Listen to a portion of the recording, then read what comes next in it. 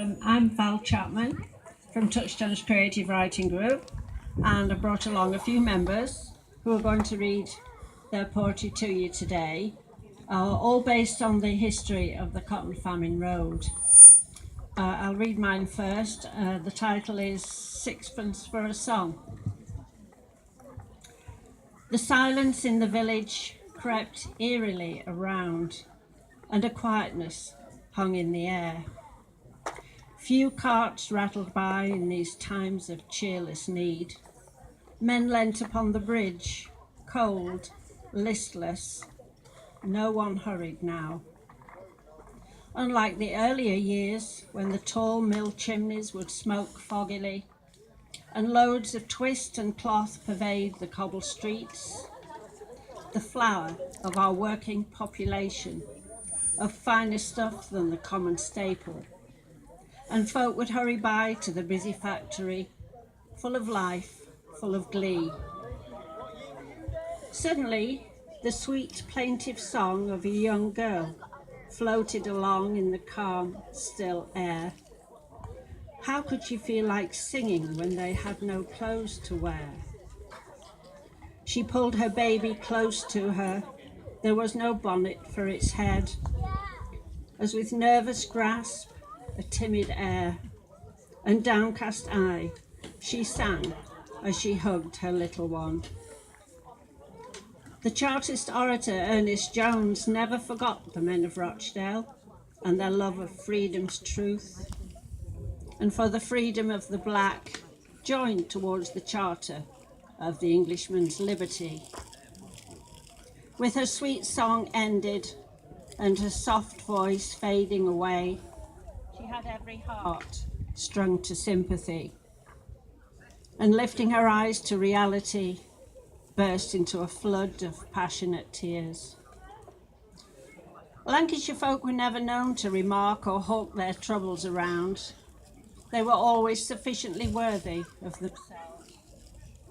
But a Lancashire lad had heard her song, and with pity laid down his hat at her place on the cobbles, and collected for her a few ill-afforded pennies, and he himself gave her a sixpence for her song. Thank you.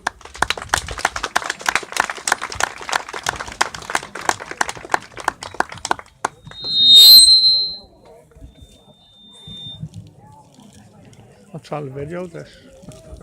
I'm videoing this.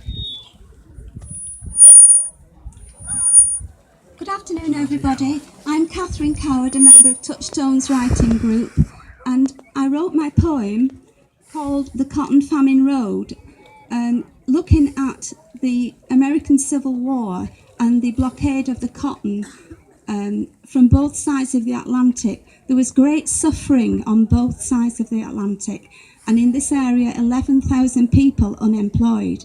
At that time they brought out the Poor Law, became legislation where people could get a bit of fuel and some basic food. But in return for that they had to work on community projects, and one of the projects, apart from the canals etc. in this area, was what we now know as the Cotton Famine Road across Rooley Moor. So this is my poem. Lives in Alabama, twisting and turning like cotton on trees, hardship and grievance across oceans interweave. Fired by inequality, earth trembled with the sound of shot. The ground stilled when the looms stopped. Bales began stockpiling, men and industry together dying. Some slaved in heat, some slaved in cold, pursuing solidarity in a parallel world. Children of the revolution laid each cold stone, trying to appease their hunger on the Cotton Famine Road. For every shuttle stopped, another stone was laid.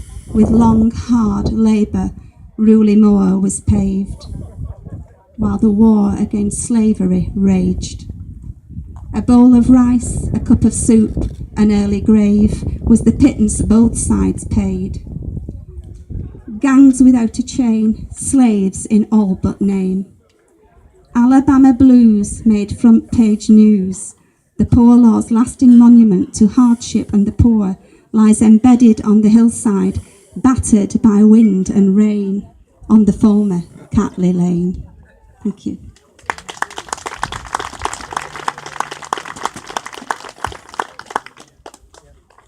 Good afternoon, ladies and gentlemen. My name is Eileen Earnshaw. I'm a very proud member of Touchstones Writing Group and the facilitator of Weaving Words Writing Group. I'm going to do a small advertisement now for a competition that we're running at the moment in coordination with the cooperative group, and it's anyone who would like to write a poem. All the information is on here. The prize is £50, and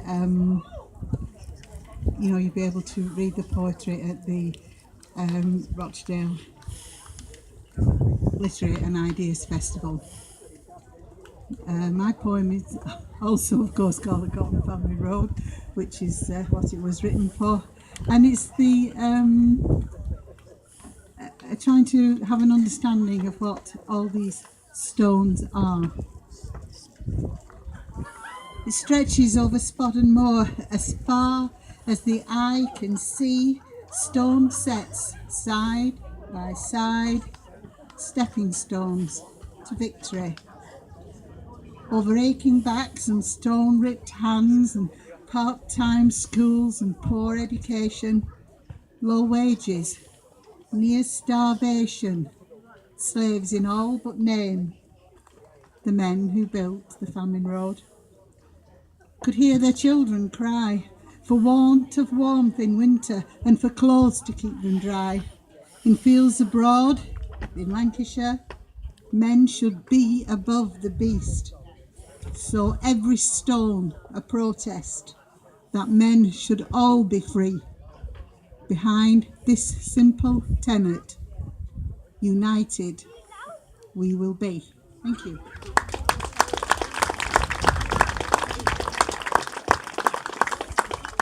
Hi everyone, my name is Glenys Meeks and I'm also a member of Touchstones Writing Group, and my poem is also called, funnily enough, The Cotton Famine Road. Together, let's celebrate Lancashire's spirit, especially today at Catley Lane Head, where a set stone road begins and straddles Rooley Moor's peat bog bed. Step on stones of this Victorian road, one of England's highest, they said. It's certainly seen from miles around, slashing the moor with its ancient tread. Before it was laid, life was good for its makers. Plentiful work in warm mills using skill. Well paid in those days of the 1850s, able to pay any household bill. Then, civil commotion across the ocean ricocheted here to our nation. Cotton fell scarce, men laid off work, and stoppage brought with it starvation. Work offered in lieu for a pittance each day, slave labour akin to black vassals. Toilers broke stones and surfaced the road, showed guts in spite of the hassles. No money to spare, they slept where they could, still clothed to fend off the cold. Living on oats and their will to survive, their story deserves to be told. Today, the road embodies their grit, brought about by commercial uncertainty, reversing the pattern, the course of men's lives, bringing them down in deep poverty. Their legacy lives, can be seen here today, and merits more worthy attention by highlighting facts about Rooley Moor Road and the men behind its inception. Thank you.